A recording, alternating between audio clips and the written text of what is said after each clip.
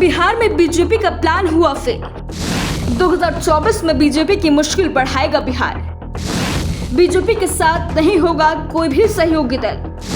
चिराग पासवान ने दिया बीजेपी को जोर का झटका।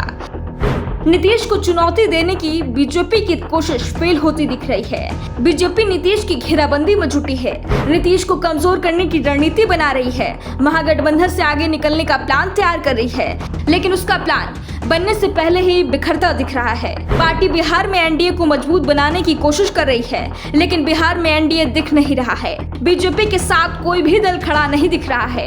ऐसे में महागठबंधन के खिलाफ लड़ाई में बीजेपी अकेली पड़ गई है। 2024 का मिशन कमजोर पड़ता दिख रहा है। दूसरी ओर नीतीश कुमार पीएम पद के उम्मीदवार बनकर उभर रहे हैं। उनसे मिलने के लिए दूसरे दलों के बड़े बड़े नेता आ रहे हैं। आरजेडी की ओर से तो नीतीश कुमार को पहले ही पीएम पद का उम्मीदवार बना दिया गया।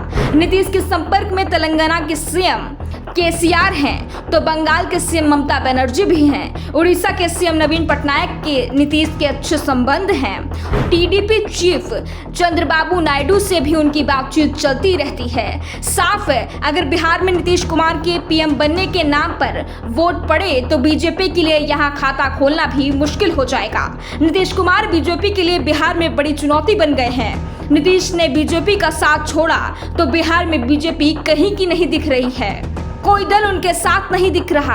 कुछ समय पहले तक बिहार में बीजेपी का आधा दर्जन सहयोगी थे, अब एक नहीं दिख रहे हैं, जिसकी बिहार विधानसभा में उपस्थिति शून्य है। बीजेपी को उम्मीदवार एलजेपी से थी। वैसे ये पार्टी पहले से ही दो हिस्सों में बटी हुई है। चाचा भतीजा अलग अलग खड़े हुए हैं, लेकिन बात मोदी की है तो उनके साथ जरूर डटे हैं। सवाल उठ रहे हैं कि आखिर कब तक, क्योंकि 2024 में बीजेपी का गठबंधन इनमें से एक के साथ होगा। चाचा को साथ रखा तो भतीजा रूठ जाएगा, भतीजे से हाथ मिलाया तो चाचा से साथ छूट जाएगा। चाचा के साथ 5 सांसद हैं, जिनमें से 3 भागने की तैयारी कर रहे हैं। ऐसे में एलजेपी को एक करने का बीड़ा बीजेपी ने उठाया था। चिराग पासवान और पशुपति पारस एक साथ आते तो एलजेपी का नाम और निशान भी वापस मिल जाता, लेकिन फिलहाल ऐसा होता नहीं दिख रहा है। बीजेपी की कोशिश नीतीश के खिलाफ चिराग को खड़ा करने की सफल नहीं दिख रही है। बीजेपी नेता दावा कर रहे थे कि जल्द ही एलजेपी एकजुट हो जाएगी। बीजेपी की ओर से प्रयास भी चल रहे थे, लेकिन चिराग पासवान ने साफ कर दिया है कि वो चाचा के साथ नहीं जाएंगे। इसके साथ ही उन्होंने ये भी साफ कर दिया है वो उस गठबंधन के साथ भी नहीं जाएंगे जिनके साथ चाचा पशुपति पारस होंगे। चिराग ने बीजेपी को मुश्किल में फंसा दिया है। बीजेपी को चुनना है तो वो पशुपति पारस के साथ है या फिर चिराग के साथ। जमीन पर कार्यकर्ताओं का समर्थन चिराग के साथ दिखता है तो सांसद की संख्या पशुपति पारस के साथ है।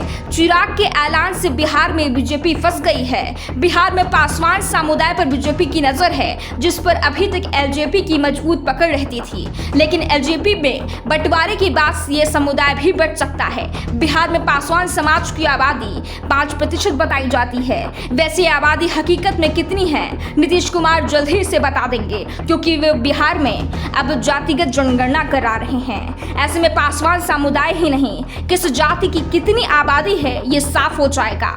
ऐसे में बीजेपी का प्लान पूरी तरह से फेल हो चुका है। अब बीजेपी को प्लान बी पर काम करना पड़ेगा। जेडीयू से नाराज लोगों को जल्द ही बीजेपी में मिलाया जाएगा और सत्ता मिलने के बाद भी जिन्हें मलाई नहीं मिल पाई उनसे संपर्क साधा जाएगा।